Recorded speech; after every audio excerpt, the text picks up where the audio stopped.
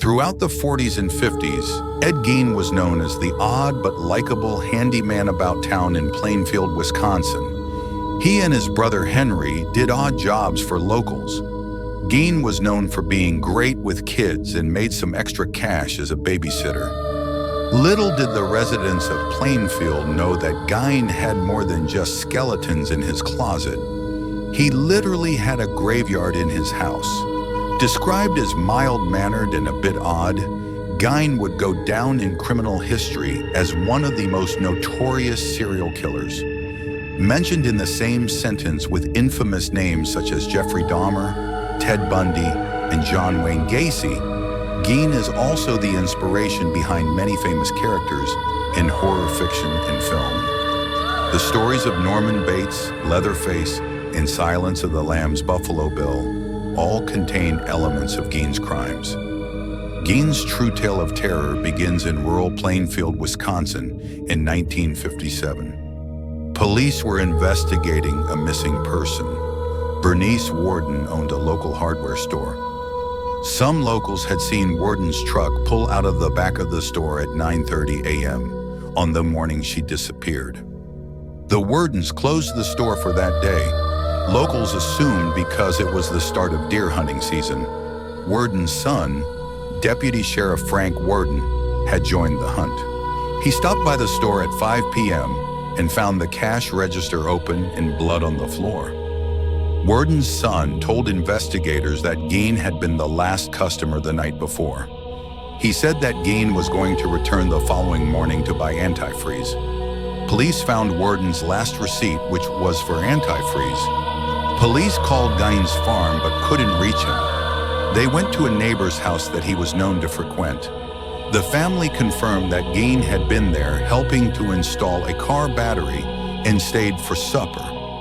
When police arrived, Gein was in his car with one of their sons and about to leave. After asking a few questions, police were suspicious of Gein's demeanor and responses. When investigators walked into Gein's house, Bernice Worden's body was found hanging upside down from the ceiling. She was dressed out like a deer, mutilated and decapitated. Her head and heart were both found each in a separate bag. She was shot and killed with a .22 caliber rifle before being mutilated. The horrific sight of Worden's remains was just the beginning. The remains of many other women were later found. Mary Hogan, a local bar owner, disappeared on December 8, 1954. Hogan's face was found in a paper bag at Gein's house. Gein was known to frequent her tavern, which was 7 miles from his house. He reportedly fixated on Hogan, who resembled his mother. All that was found at the tavern was a pool of blood and a spent .32 caliber cartridge. There was no sign of Hogan. Locals recalled that Gein made a joke about Hogan, saying that she wasn't missing but down at his farm. Gein was mild-mannered as he casually confessed to the murders of Bernice Worden and Mary Hogan. He said that he burned Hogan's remains in his pot-bellied stove. In his house, they also found chairs upholstered with human skin, skulls used as bowls, and a human face being used as a lampshade. He told investigators that, beginning in 1947, he made 40 visits to 3 local cemeteries. Gein admitted that he specifically took remains from the graves of middle-aged women who were close to his mother's age. Some of these women he knew in life. He described having blackouts and being in a dazed-like state during his visits to the cemetery. Gein said that he would sometimes take just the head and genitals and rebury the body. He denied engaging in necrophilia because the bodies smelled too badly. If you thought this tale couldn't get more gruesome, Gein admitted that he was trying to make a woman's suit made of the remains of real women. Gein's mother had passed away, and he said that the suit made him feel close to her. The makings of this suit recovered from Gein's house. It included a corset, leggings, and 9 masks made from real human skin from female bodies. The masks all were from women. All had their hair still attached, and even had lipstick applied. There was also a box full of female genitalia and a belt made of nipples. Gein underwent extensive psychological testing at Central State Hospital for the criminally insane and diagnosed with schizophrenia. He was charged with the murders of Bernice Worden and Mary Hogan. Gein was found guilty by reason of insanity and confined to a psychiatric institution until his death in 1984. So, what is Gein's story, and why did he have such a bizarre attachment to his mother? Edward Theodore Gein was born on August 27, 1906, in La Crosse, Wisconsin. He had an older brother, Henry. His father, George, was a carpenter, tanner, and insurance salesman. His mother, Augusta, ran a grocery store. The Geins sold the store and bought a 155-acre farm in Waushara County, Wisconsin. The farm was in an isolated area in Plainsboro, Wisconsin. George was an alcoholic who died in 1940. Augusta was known as strict, domineering, and fanatically religious. The Geins did not have a happy marriage due to George's excessive drinking and occasional unemployment. Augusta wouldn't divorce her husband because of her strict Lutheran beliefs. Ed Gein and his older brother grew up in isolation on the farm. The Gein brothers only left the farm to attend school.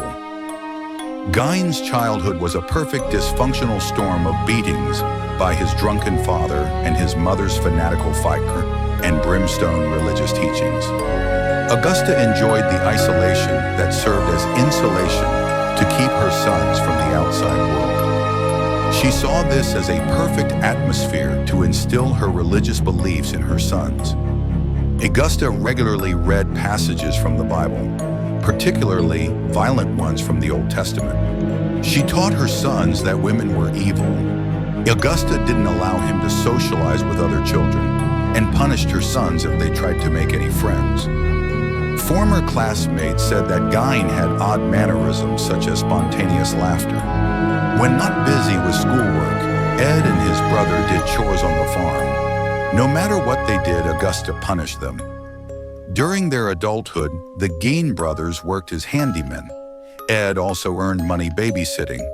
Reportedly, Ed Gein had an easier time relating to children than adults. His brother Henry disagreed with his mother's views on women and developed a relationship with a single mother. Ed's attachment to their mother concerned his older brother, who was very critical of her around Ed. Henry Gein died under suspicious circumstances during a fire on the farm in 1944. The two brothers were burning a brush fire that got out of control. Gein said that him and his brother became separated as the fire grew out of control. Once the fire was out, Gein claimed that his brother disappeared. Although Gein claimed he had no idea where his brother was, he led a search party straight to his brother's body. Henry Gein's body was not burned, but very bruised, especially on the head. At the time, police surprisingly dismissed any suspicion of foul play, and there was no autopsy performed.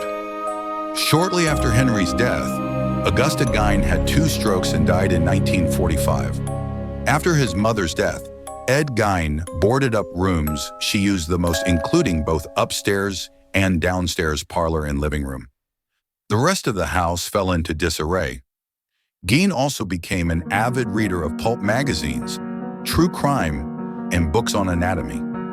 Gein took up his macabre hobbies of raiding graves in local cemeteries for female body parts and graduated to homicide. Rumors began circulating about Gein having shrunken heads in his house. Some local children had visited the Gein farm. They said that Gein told them that his cousin, who served in the Philippines during the war, sent him the heads. During this time period, there were 4 other disappearances in the area, including an 8-year-old girl and a teenage babysitter. Gein has never been connected to these disappearances. You don't have to be a clinical psychologist to say that the Gein's home would be a breeding ground for extreme abnormality. Gein was the product of an unstable and toxic environment. His parents' abnormality plus forced isolation created a boy who was socially awkward. There was a difference between the two brothers. Henry Gein is described as rejecting his mother's teachings. He is also described as making his brother angry with critical remarks about their mother. Unfortunately, Augusta Gein did succeed with instilling her beliefs in Ed. The comparison between Ed and Henry makes me think about the nature versus nurture debate. Two people are raised in the same environment, but turn out differently. Is who we are the product of genetics, environment, or both? Ed was more susceptible to his mother's influence than his older brother. Both his parents were definitely not well-adjusted people. Both engaged in extreme and abnormal behavior. Gein's father's excessive drinking could have been an outlet for whatever issues he had, just as his mother's unwavering and extreme adherence to religion was an outlet for hers. Could the parents have passed on some sort of mental illnesses made worse by the abnormal environment that they raised their children in? Henry Gein was older, and his nature was to question things. Ed's nature was to listen to his mother. Perhaps just as children inherit hair and eye color from parents, mental illness may work the same way. One child may look like their parents while their sibling doesn't. One child may inherit their parents' psychological issues while the other doesn't. Many believe that Gein most likely killed his brother. Henry broke away, but Ed fell in line with Augusta's views on things. She made sure she was the center of Ed Gein's existence, and that was exactly what she became.